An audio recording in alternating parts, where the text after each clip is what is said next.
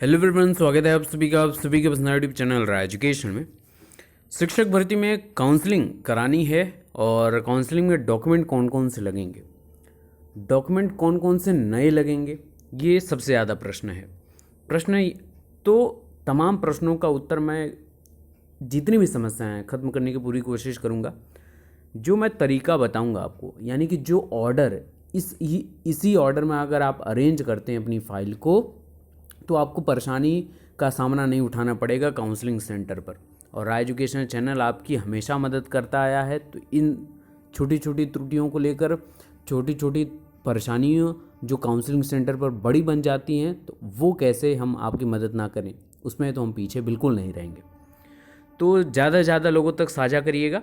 और जिस ऑर्डर में मैं पुनः बता दूं, इसी ऑर्डर में आप अरेंज करिएगा, क्योंकि लंबी लंबी लाइनें रहती हैं और एक बार अगर आपने कुछ गलत ऑर्डर वहाँ पर रख दिया तो फिर बाहर निकाल देंगे, आपको बोलेंगे सही से ऑर्डर सही से बना कर लेकर आओ, फिर पुनः आप पीछे बैक वाली लाइन में लग जाएंगे तो परेशान होंगे वहाँ पर।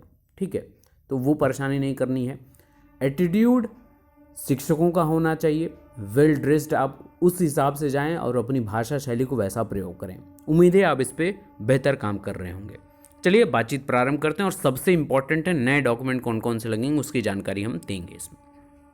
सबसे पहले बात करते हैं, स्टार्टिंग में बता दूं, जो आपका डॉक्यूमेंट है, यानी डॉक्यूमेंट कौन सा, जितने भी आपके एकेडमिक्स डॉक्यूमेंट्स हैं और नॉन एकेडमिक डॉक्यूमेंट्स हैं, सबकी फ़ोटोकॉपी लगेगी और ओरिजिनल सेट लगेगा।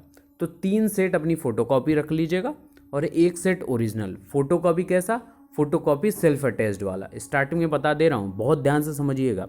सेल्फ अटैच्ड फ़ोटोकॉपी वाला और 1 सेट ओरिजिनल। स्टार्टिंग में बता दूं, 1 सेट जो ओरिजिनल डॉक्यूमेंट रहेंगे उनके लिए एक अच्छी सी फाइल, आप मजबूत फाइल देखिएगा जो कवर्ड हो जाती हो, चैन वाली जो आती है, कि सेफ रहे आपकी फ़ाइल। क्योंकि इतने हज़ारों बच्चों की फ़ाइल रहेगी तो बहुत आराम से तो कोई रखेगा नहीं, रख दी जाएंगे लॉट में या उठाकर किसी कमरे में डिब्बे में कार्टून में रख दी जाएंगी, तो बाहर ना निकल जाए कोई मार्कशीट आपकी, कोई अंकपत्र आपका खो ना जाए। तो इसके लिए आपको गंभीर तरीके से जानकार होना पड़ेगा। और सबसे महत्वपूर्ण जानकारी स्टार्टिंग में ही बता दूं आपको कि आपके जितने भी ओरिजिनल डॉक्यूमेंट हैं, ये आपको कोई नहीं बताएगा, मैं शुरुआत में ही बता दे रहा हूं, उन सभी ओरिजिनल डॉक्यूमेंट को स्कैन कर लीजिए अपने मोबाइल में ही।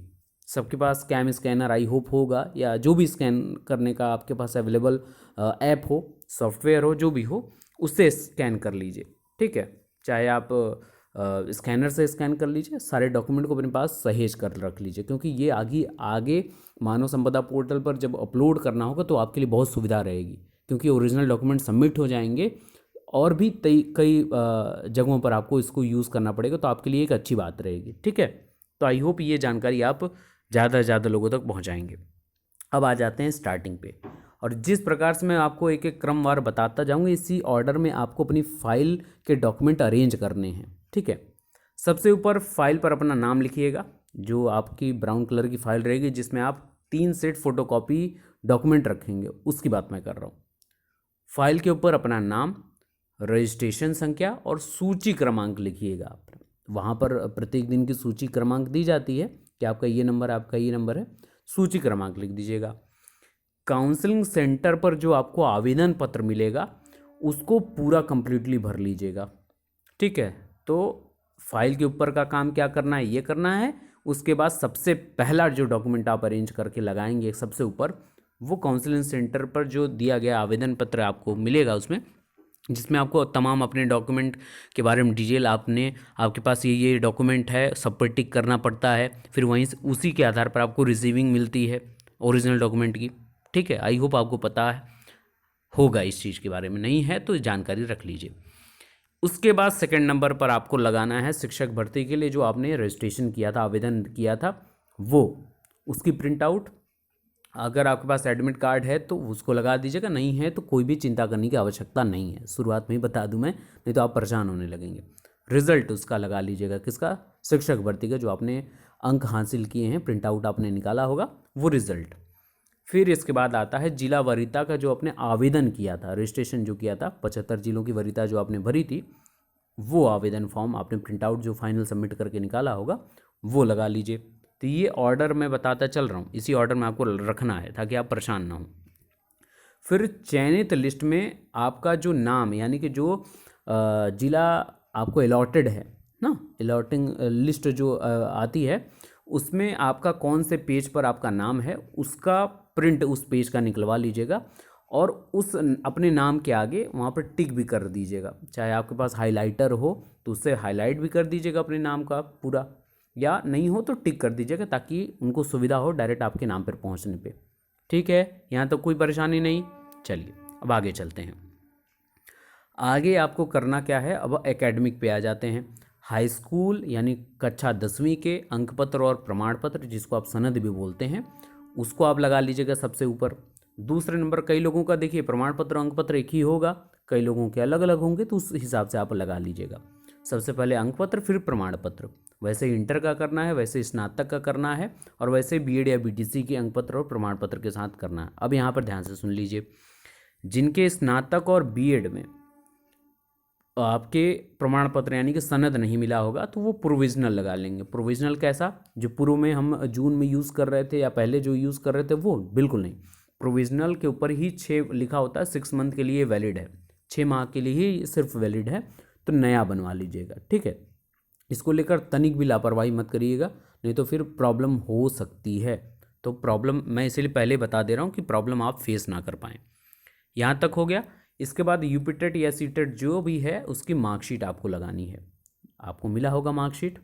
ठीक है, इसके बाद जाति और निवास प्रमाण पत्र जो भी है 2018 का है, 2019 का है, 2020 का है, वो आप लगाएंगे। ठीक है, परेशान नहीं होइएगा कि होल्ड पर रख दिया जाएगा तो क्या होगा क्या नहीं होगा, कुछ नहीं होगा, किसी को रोका नहीं जाएगा। ठीक है, परेशान नहीं होना है, जो है उसको लगाइए। अब आगे चलते हैं। और जो मैं ऑर्डर बार बार ये बोल रहा हूँ कि जिस ऑर्डर में लगाएंगे आप तो सुविधा होगी, परेशान वहाँ पर नहीं होना पड़ेगा। वहाँ पर आपने लगा लिया, कहाँ पर आपने अपना निवास और जाति प्रमाण पत्र लगा लिया। अब इसके बाद आपका जो शपथ पत्र यानी एफिडेविट जो है वो आप लगाएंगे, और उसके बाद पहचान पत्र यानी आईडी प्रूफ जो आपने आवेदन करते समय दिया होगा, हो सके तो उसी को यूज़ करिए, क्योंकि वहीं वहाँ पर मेंशन जो होगा उसी को ज़्यादा देखने की कोशिश करेंगे। ठीक है, वैसे आपका पहचान पत्र हाई स्कूल से ही सारी चीज़ें वैलिडेट हो जाती हैं, हाई स्कूल की मार्कशीट से, लेकिन ये ज़रूरी है क्योंकि आपने फॉर्म में अप्लाई किया है। अगर कुछ त्रुटियां हैं तो 10 रुपये का जो स्टाम्प बनता है संशोधन या त्रुटि शपथ पत्र जो बनता है वो आप दे दीजिएगा। 2 लिफाफे तथा टिकट अलग अलग ज़िले में होते हैं, अलग अलग प्रकार का 2 लिफाफा आपका लगेगा।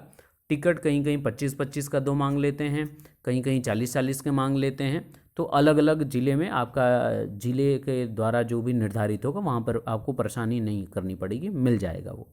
ठीक है, और अधिकतर होता है कि काउंसलिंग सेंटर पर आपको सारी चीज़ें अवेलेबल होती हैं, लेकिन अपनी तैयारी अपने स्तर पर करके जाइएगा, किसी के भरोसे होकर मत जाइएगा, मैं तो यही बात आपको सलाह दूंगा। आगे बैंक ड्राफ्ट। अब यहाँ से बहुत ध्यान से समझिएगा, ये जो 3 चीज़ें मैंने लिखी हैं ये सारी चीज़ें नई होनी चाहिए, इसमें कोई त्रुटि नहीं होनी चाहिए। इसके अलावा आप अगर शपथ पत्र आप है हाँ, तो कैरेक्टर सर्टिफिकेट ये 2 अलग अलग गेस्टेड ऑफिसर के होने चाहिए। तो मैंने जैसा आपको सुविधा बताया था, पास भी डिग्री कॉलेज के प्रिंसिपल आपके हों, सुविधाजनक हों, उनसे करा लीजिएगा। अपने ब्लॉक पे चले जाइएगा, अधीक्षक जो आपके होते हैं, डॉक्टर जो अधीक्षक होते हैं वो कर देंगे, बीडीओ होंगे वो कर देंगे, आपके पशु चिकित्सा अधिकारी होंगे वो कर देंगे। तो किसी से भी 2 आप बनवा लीजिएगा और फोटोकॉपी सबकी करा लीजिएगा। आपके रिसेंट के रंगीन फ़ोटो होने चाहिए, ये आपको पता है। बैंक ड्राफ्ट जो है आपका यानी कि डिमांड ड्राफ्ट जो है 500 रुपये और 200 रुपये वाला, वो बनेगा सचिव उत्तर प्रदेश बेसिक शिक्षा परिषद प्रयागराज या इलाहाबाद जो भी है आपका, उसके नाम से कोई भी आप बैंक हो उसके जरिए आप बनवा सकते हैं। ठीक है, पुराना था तो उसको रिवैलिडेट आपने करा दिया होगा। कई लोगों के डॉक्यूमेंट्स पहले से सबमिट हैं तो फिर से बनवा लीजिए डिमांड ड्राफ्ट, क्योंकि वो मान्य नहीं होगा।